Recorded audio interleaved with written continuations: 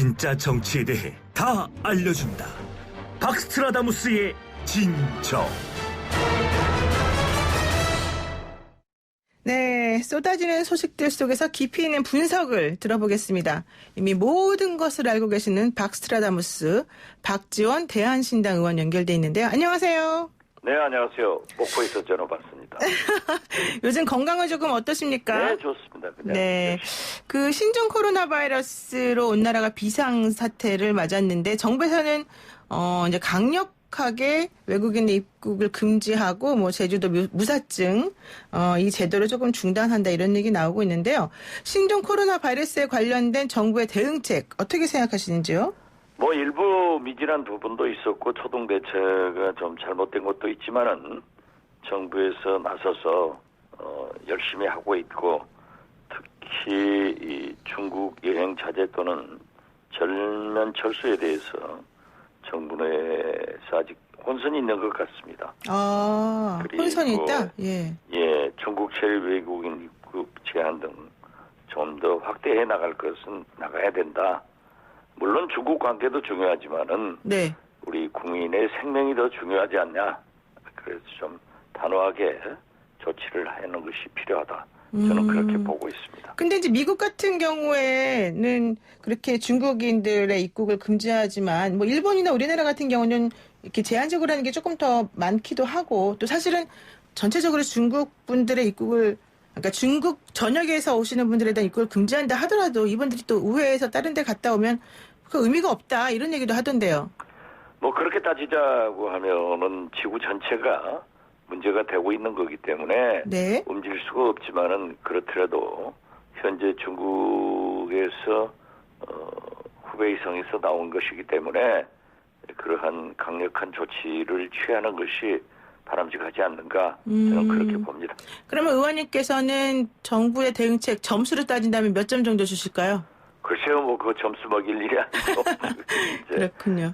국민의 생명을 놓고 점수로 따져서 무슨 얘기를 하겠는가. 저는 네. 물론 정부에서도 WTO 공고나 또 대중관계도 잘 고려하겠지만은 외교적 문제도 있겠지만은 먼저 자국민의 생명이 제일 중요하지 않느냐. 네. 그리고 국민이 두려움 속에 있기 때문에 그 공포를 걷어내는 일이 정부의 책임이다. 그렇게 생각합니다. 그렇군요. 우문현답이었네요. 그런데 이 조치로 인해서 중국과의 혹시 마찰이 우려되지는 않으세요? 물론 중국에서는 그러한 뭐 오늘 또 신임 주한 중국 대사가 그러한 의견을 발표한다는 보도도 있는데요. 네. 중국은 자꾸 절하시키려고 하지만은 사실 그대로 있는 대로 인정을 하고 중국도 협력해 주는 것이 바람직하다. 물론 우리 경제도 지금 보면은 뭐 현대다, 기아다, 쌍용이다. 중국에서 들어오는 부품이 없어서 네. 생산을 중단하는 위기에 있지만은 경제보다도 우선한 게 생명 아니겠어요? 네, 그렇죠. 그렇기 때문에 저는 정부가 철저한 대책을 세워야 되고 중국에서도 타국민의 생명을 자국민처럼 중시해야 되기 때문에 우리나라의 결정에 협력해야 된다 그렇게 생각합니다. 네. 그런데 조금 특이한 현상을 제가 생각해봤는데 현재 우리나라 확진자 수가 15명이지 않습니까? 그런데 중국하고 참 인접해 있는 북한 여기서는 아직까지 신종 코로나 바이러스 확진자가 한 명도 없다 이렇게 지금 얘기가 되고 있습니다. 이거 어떻게 보세요? 북한은 아직까지 그러한 발표를 하지 않고 있기 때문에 믿을 수도 없고 안 믿을 수도 없고 아무튼 없다고 하는 것을 어떻게 하겠어요. 네. 그러나 제 경험으로 보면은 과거에 사스나 메리스 같은 경우에도 북한이 방역 의료 시스템이 굉장히 취약하지 않습니까? 네, 그렇기 때문에 보이죠. 그러한 전염병에 대해서 바이러스에 대해서 엄청난 강력한 조치를 합니다. 네. 그렇기 때문에 국경을 폐쇄하고 소위 국민들의 이동을 제한시키기 때문에 오히려 그러한 방역 그렇게 물리적으로 하는 뭐 국경 폐쇄나 이동을 금지시키는 그런 일은 철저하게 하기 때문에 북한은 없을 수도 있는데요. 네. 과거에 김영남 상임위원장이 해외에 있다가 네. 해외 출장 갔다가 북한에 입국을 하니까 여지없이 그 14일간 격리 조치를 했습니다. 네. 이때도 우리 국내 언론들은 뭐 김영남 상임위원장 실종설 등을 보도했지만은 저는 TV에 나가서 원체 강한 그 방역을 하기 때문에 틀림없이 이 격리 조치하고 있을 거다. 그런 그 상임위원장도 2주간 격리 조치하고 나오지 않습니까? 네. 그래서 북한은 그 방역 의료 시스템이 취약한 대신에 그러한 물리적으로 하는 일은 잘 대처를 하기 때문에 그러한 그 환자가 없다 하는 것은 뭐 자기들 발표니까 믿어줘야죠. 그렇죠.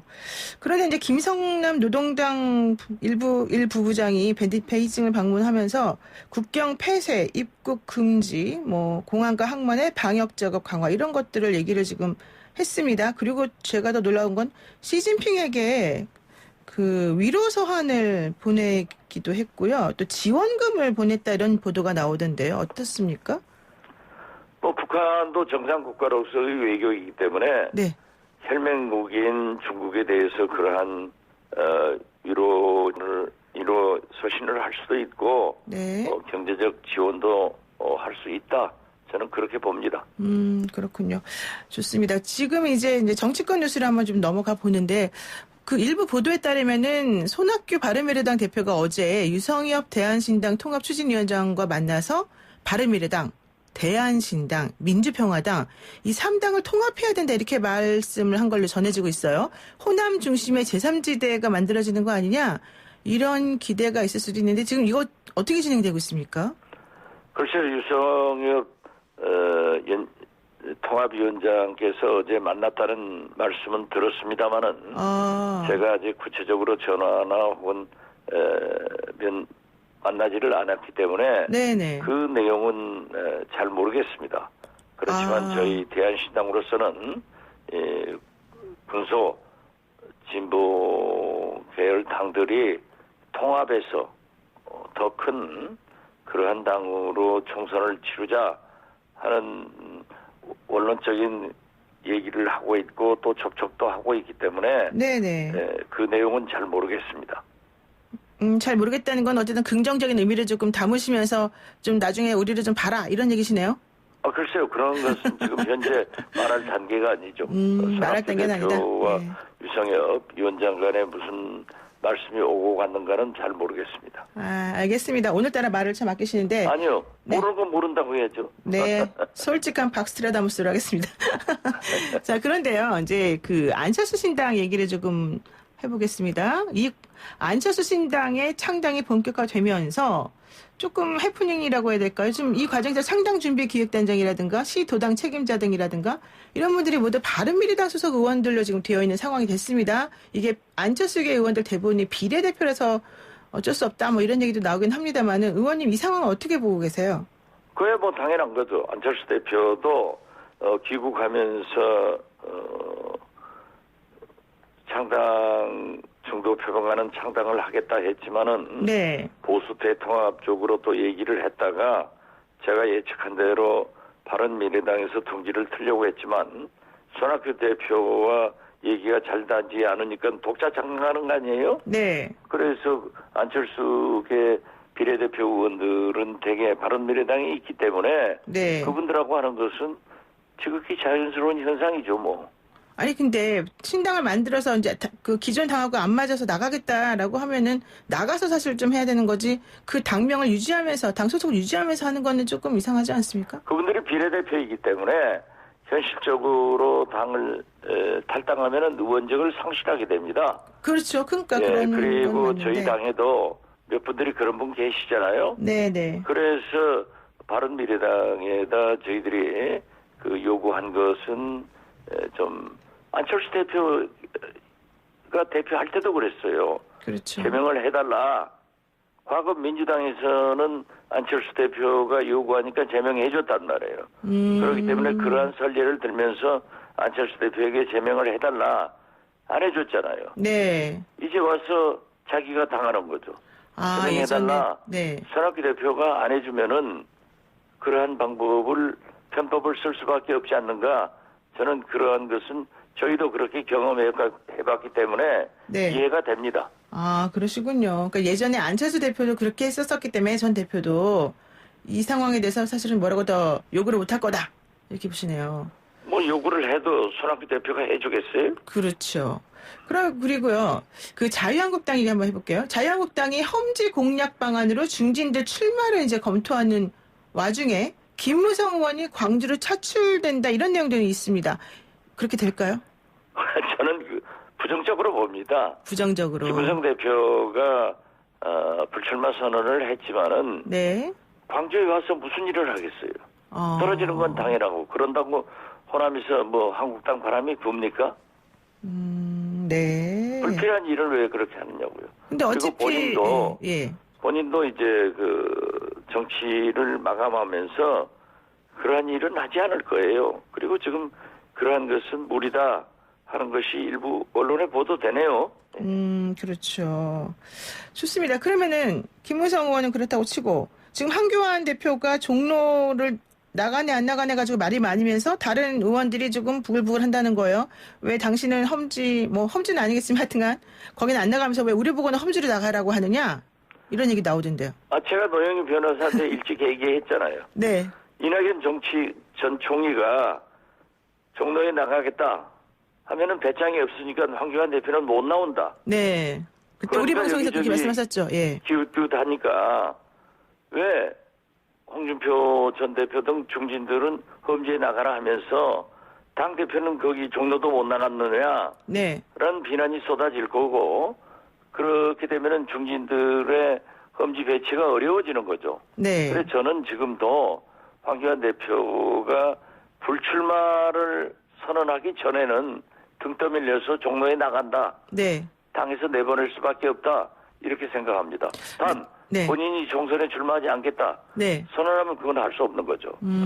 그러면은 의원님 보시기에 황교안 대표가 가야 될 만한 혹은 갈 수 있을 만한 곳은 어디라고 보십니까? 그건 자기가 결정해야지. 다 뭐 종로에 황교안 대표가 나간다.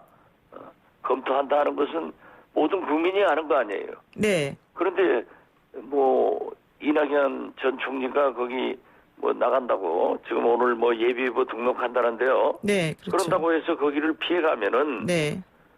당 대표가 피하면서 다른 중진들에게는 험지 나가라. 이건 할 수 없는 얘기죠. 그래요. 뭐 본인은 안 나가면서 그러니까 콩가루 공천 되는 거죠. 그러면. 콩가루 공천이요. 그러면은 일단 황교안 대표가 어떤 결정을 하는지 한번 저희가 한번 좀 지켜보도록 하고요. 그 미래한국당이 이제 생기면서 이게 총선 불출마를 선언한 한성교 의원을 그쪽 당의 대표로 황교안 대표가 권유했다. 뭐 이런 얘기가 나오지 않습니까? 이러면서 민주당을 비롯한 여러 정당들에서 비난을 하기도 하고요. 황교안 대표에게 정당법 위반의 혐의로 고발하겠다 이런 얘기도 했는데 이건 어떻게 보십니까? 뭐 친박 원조인 한성교 의원이 황교안 대표의 사무총장을 하다가 이제 사퇴하고 네. 지금 박근혜 대통령을 지키지 못한 것에 대해서 울면서 불출마 선언을 했잖아요. 네. 저는 미래한국당이 생기지 말아야 됩니다. 네.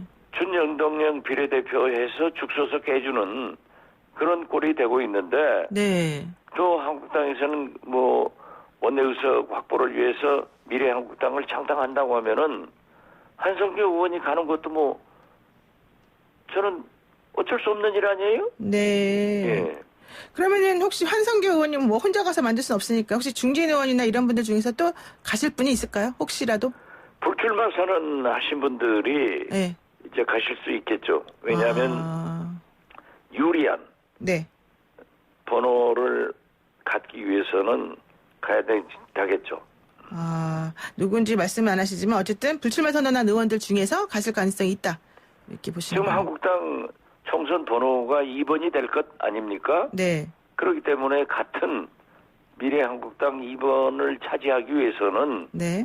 몇 명의 의원들이 갈 수 있다. 저는 그렇게 보고 그렇게 수단과 방법을 가리지 않고 네. 한국당은 의석 확보에 혈안이 돼 있다. 네.